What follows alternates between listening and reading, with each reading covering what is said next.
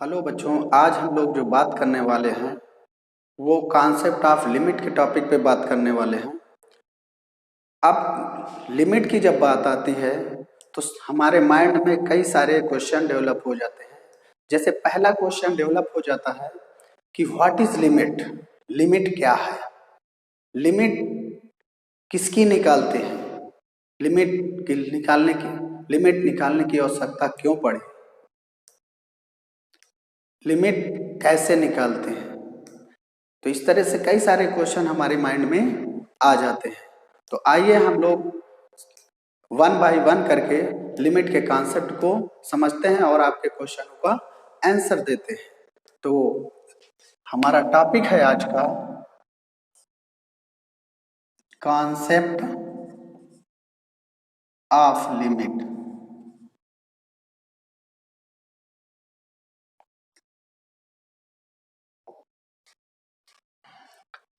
अब concept of limit की अगर हम बात करते हैं तो सबसे पहला क्वेश्चन यही आता है कि लिमिट किसकी निकालते हैं।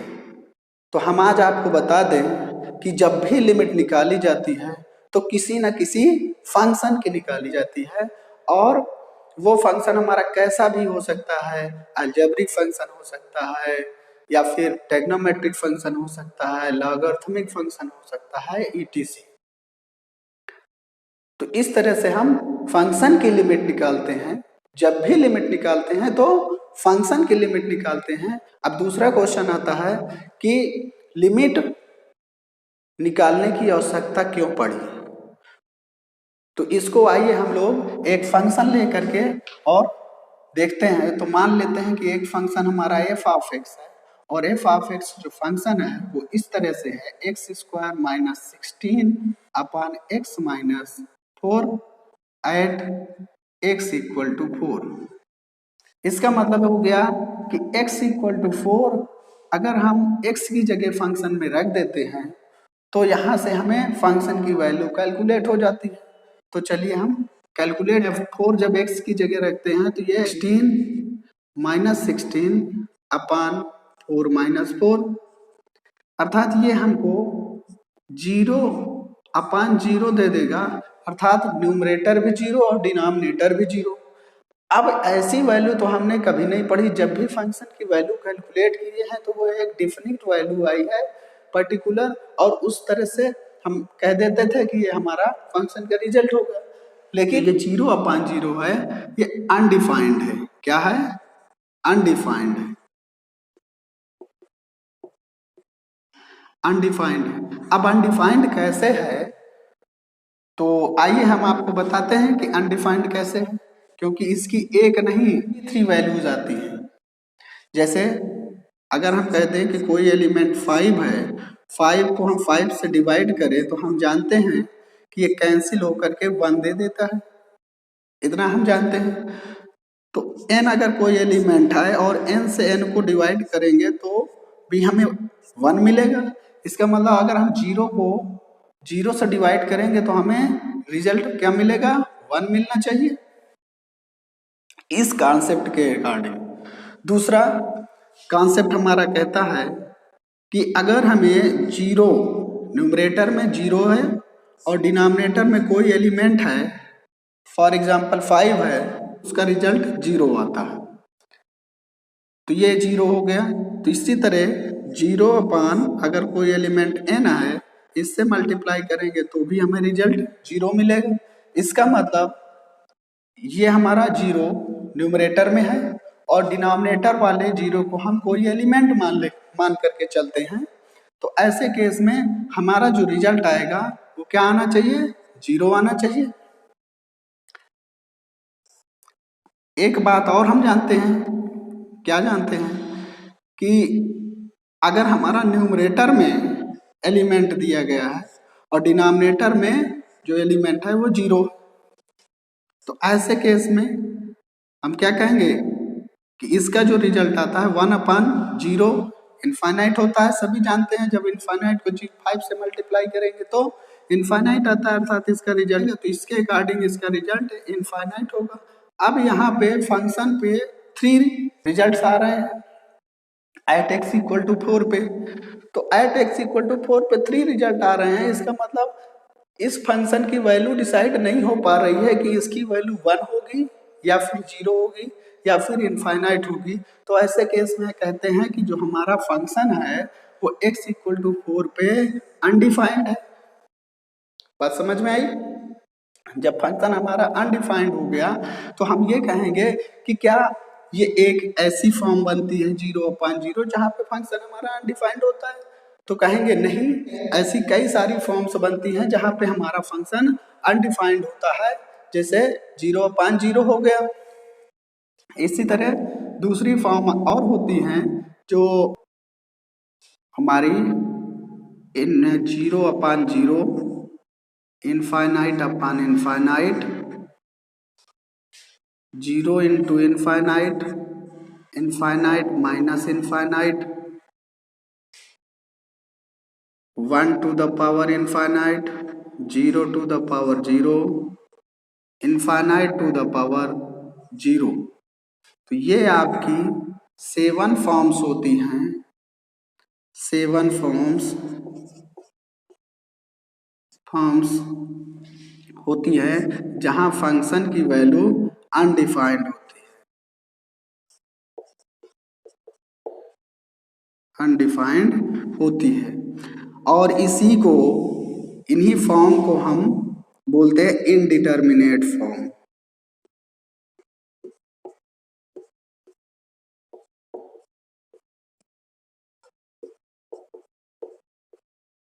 इनडिटर्मिनेट फॉर्म्स बोलते हैं। तो इतनी बात तो क्लियर हो गई।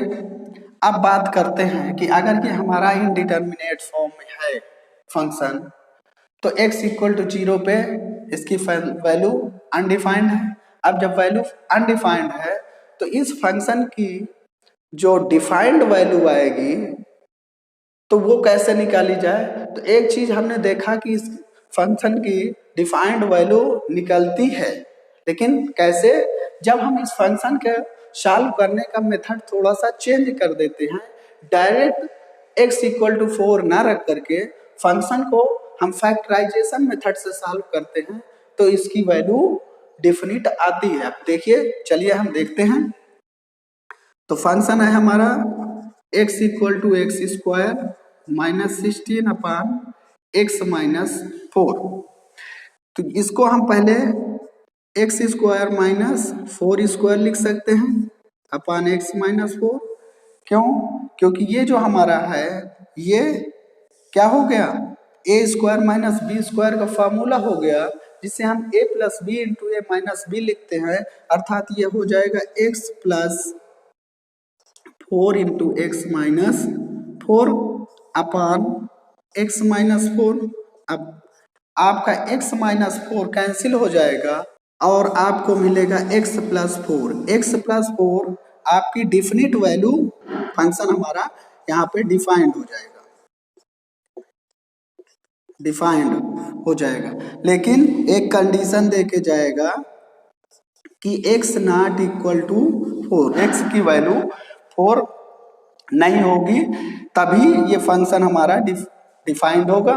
अर्थात x इक्वल टू 4 पे फंक्शन डिफाइंड नहीं है। इस x इक्वल टू 4 को छोड़ करके बाकी सब जगह पे ये फंक्शन हमारा डिफाइंड है। तो हम ये कहते हैं कि इस पॉइंट को कि अगर हमें वैल्यू कैलकुलेट करनी है तो इस पॉइंट पे डिफाइंड नहीं है, तो क्यों ना हम इसके नेबरहुड पे फंक्शन की वैल्यू कैलकुलेट करें। अब फंक्शन की वैल्यू नेबरहुड पे कैलकुलेट करने के लिए हमको लिमिट की आवश्यकता पड़ी, क्योंकि लिमिट की डेफिनेशन कहती है कि फंक्शन के बिहेवियर को किसी दिए गए पॉइंट के नेबरहुड पर एनालाइज करके फंक्शन को सॉल्व करने का मेथड ही लिमिट कहलाता है। तो आइए अब हम लोग बात करते हैं कि लिमिट कैसे निकाली जाती है। तो ये एक हम लोग नंबर लाइन कंसीडर कर लिए जहां पे पॉइंट x इक्वल टू 4 दिया गया है। x एक ऐसा पॉइंट है जिसकी वैल्यू 4 के इक्वल है, हमने इस फंक्शन के लिए कंसीडर कर लिया है कि x 4 के इक्वल है। अब इसी पॉइंट में हमारा ये जो फंक्शन था वो नॉट डिफाइंड था, तो कह सकते हैं x पे फंक्शन डिफाइंड नहीं है। तो जब x पे फंक्शन नहीं डिफाइंड है तो हम इसके नेबरहुड पे फंक्शन की वैल्यू कैलकुलेट करेंगे। तो अब यहाँ पे जो हम नेबरहुड लेंगे तो वो इस पॉइंट का क्लोजेस्ट नेबरहुड लेंगे। कैसा कि नेबरहुड नेबरिंग पॉइंट लेंगे, क्लोजेस्ट नेबरिंग पॉइंट लेंगे, और इस पॉइंट के जो क्लोजेस्ट नेबरिंग पॉइंट होंगे वो दो होंगे, एक लेफ्ट साइड का क्लोजेस्ट नेबरिंग पॉइंट, दूसरा राइट साइड का क्लोजेस्ट नेबरिंग पॉइंट। तो सपोज दैट हम कंसीडर कर लेते हैं कि ये एक लेफ्ट साइड का क्लोजेस्ट नेबरिंग पॉइंट है और ये एक राइट साइड का क्लोजेस्ट नेबरिंग पॉइंट है। जिस तरह से इस पॉइंट की वैल्यू 4 है, उसी तरह से हम इसके क्लोजेस्ट नेबरिंग पॉइंट की बात करें तो लेफ्ट साइड के जो क्लोजेस्ट नेबरिंग पॉइंट की वैल्यू होगी वो क्या होगी।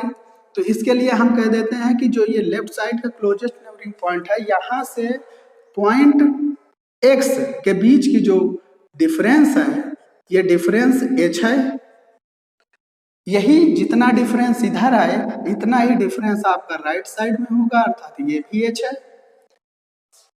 तो ये जो है क्या हो रहा है, h इसमें से माइनस हो रहा है, और h जो है वेयर h की वैल्यू जो है इतनी छोटी है कि जिसको हम निगलेक्ट कर सकते हैं, और निगलेक्ट करके 4 तक 0.4 पे पहुंच सकते हैं। तो ये कह सकते हैं कि h जैसे जैसे हमारा h जो है जैसे जैसे ये डिफरेंस कम होगा वैसे वैसे हम इस पॉइंट x इक्वल टू 4 के पास पहुंचेंगे और वहां पे फंक्शन की वैल्यू कैलकुलेट कर लेंगे। क्योंकि x इक्वल टू 4 पे तो फंक्शन डिफाइंड नहीं है, लेकिन हमने ये देखा कि फंक्शन हमारा इसके नेबरहुड पे डिफाइंड है, तो इसका क्यों ना क्लोजेस्ट नेबरिंग पॉइंट हम कैलकुलेट करें। तो वही क्लोजेस्ट नेबरिंग पॉइंट की बात कर रहे हैं, जहां पे जैसे जैसे हमारा एज 0 की तरफ बढ़ेगा वैसे वैसे फंक्शन की वैल्यू हमको x इक्वल टू 4 पे मिलेगी। अर्थात एक ऐसा टाइम आएगा जब h 0 होगा और h 0 हो जाएगा, ये डिफरेंस 0 हो जाएगा, तो ये लेफ्ट साइड का neighbouring point x equal to 4 पे आ जाएगा और राइट साइड का भी neighbouring point x equal to 4 पे कैलकुलेट होगा। तो उस कंडीशन में ये दोनों पॉइंट x पे कैलकुलेट होंगे, और जब x पे कैलकुलेट करेंगे तो फंक्शन की वैल्यू भी x इक्वल टू 4 पे कैलकुलेट हो जाएगी। अब ऐसे में हम ये करते हैं कि लेफ्ट साइड का नेबरिंग पॉइंट अगर हम निकाल रहे हैं तो इसमें से ये डिफरेंस कम कर देते हैं, तो ये x माइनस h हो जाता है, जिसे हम लिख सकते हैं 4 माइनस h। इसी तरह राइट साइड का नेबरिंग पॉइंट अगर हम निकालें तो x प्लस h, इसमें हम h क्या कर रहे हैं, ऐड कर रहे हैं, तो x प्लस h, या फिर इसे हम 4 प्लस h लिख सकते हैं। तो ये लेफ्ट साइड का नेबरिंग पॉइंट हुआ और ये राइट साइड का नेबरिंग पॉइंट हुआ। अब हम लेफ्ट साइड का जब नेबरिंग पॉइंट निकालते हैं तो इधर से इधर की तरफ आगे बढ़ते हैं और ये डिफरेंस h के डिफरेंस को कम करते हुए फंक्शन के वैल्यू अचीव करने के लिए हम x इक्वल टू 4 के पॉइंट तक पहुंचने का प्रयास करते हैं। इसी तरह राइट साइड से हम x पॉइंट पे पहुंचने का प्रयास करते हैं और क्लोजेस्ट न्यूरन पॉइंट के थ्रू फंक्शन की एग्जैक्ट वैल्यू कैलकुलेट करते हैं। तो अब फंक्शन की वैल्यू लेफ्ट साइड से इसके नेबरिंग पॉइंट पे कैलकुलेट करने के लिए हमें लिमिट का यूज करना पड़ेगा और उसे हम लेफ्ट हैंड लिमिट कहते हैं। अब लेफ्ट हैंड लिमिट को इंडिकेट कैसे करते हैं, तो लिमिट ऐसे लिखते हैं LIM h tends to 0 minus, इसका मतलब हो गया h हमारा 0 की तरफ जैसे जैसे बढ़ेगा फंक्शन की वैल्यू वैसे वैसे x के करीब कैलकुलेट होगी, और माइनस का मतलब हो गया कि ये लेफ्ट साइड की लिमिट कैलकुलेट हो रही है। इसे लिखेंगे f of x minus h, या फिर इसी को हम लिख सकते हैं limit h tends to 0 minus f of 4 minus h x equal to 4 पे। इसी तरह राइट साइड के नेबरी पॉइंट पर फंक्शन की वैल्यू कैलकुलेट करने के लिए RHL अर्थात राइट हैंड लिमिट का यूज करते हैं और इसको इंडिकेट करते हैं h टेंस टू 0 प्लस। तो प्लस का मतलब हो गया कि हम राइट साइड के नेबरी पॉइंट पर फंक्शन की वैल्यू कैलकुलेट कर रहे हैं और इसे लिखेंगे x प्लस h, अर्थात ये हमारा पर्टिकुलर पॉइंट पे अगर हम कैलकुलेट करें तो h tends to 0 plus f of 4 plus h हो जाता है। तो इस तरह से हमारे पास दो साइड्स हो गई, एक आपकी लेफ्ट हैंड साइड, दूसरी राइट हैंड साइड। अब लेफ्ट हैंड साइड में फंक्शन की लिमिट कैलकुलेट की, राइट हैंड साइड में फंक्शन की लिमिट कैलकुलेट की, और दोनों लिमिट हमारी कैसी आ जाए, डिफिनिट आ जाए।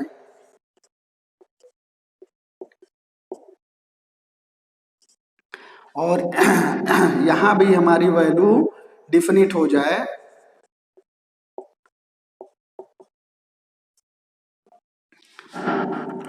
और साथ में अगर हमारे फंक्शन की value LHL left hand limit equal हो जाए RHL राइट हैंड लिमिट के, और या ऐसे भी हम लिख सकते हैं limit h tends to 0 minus f of x minus h equal limit h tends to 0 plus f of x plus h। हम ये कह सकते हैं कि जो हमारी लिमिट है वो एग्जिस्ट करती है x इक्वल टू 4 पॉइंट पर, ठीक। अर्थात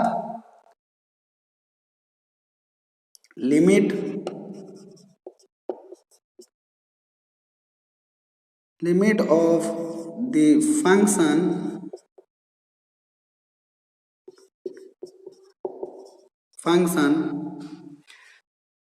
f of x exist at x equal to 4।